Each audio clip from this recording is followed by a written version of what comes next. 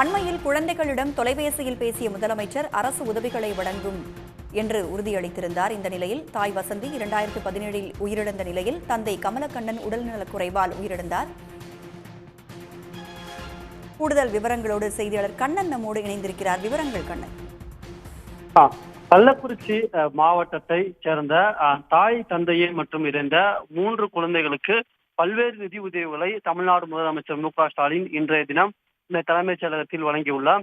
அதன்படி அவர்களின் மகன் லாவண்யாவிற்கு 2,50,000 மதிப்புள்ள வீட்டுமனை பட்டா, கலைஞர் கனவுடம் திட்டத்தில் 3,55,000 மதிப்பில் வீடு கட்டுவதற்கான ஒதுக்கீட்டு ஆணையும் முதலமைச்சர் மு.க. ஸ்டாலின் வழங்கியுள்ளார்.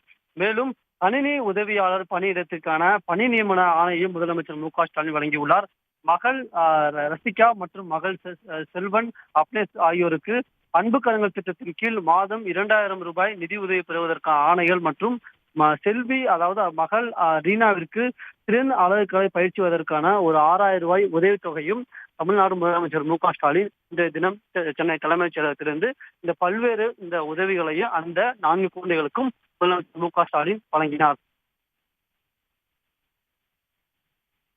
விவரங்களை பகிர்ந்து கொண்டமைக்கு நன்றி கண்ணன். உடனுக்குடன் செய்திகளை தெரிந்து கொள்ள சன் நியூஸ் பெல் ஐகானை கிளிக் பண்ணுங்க.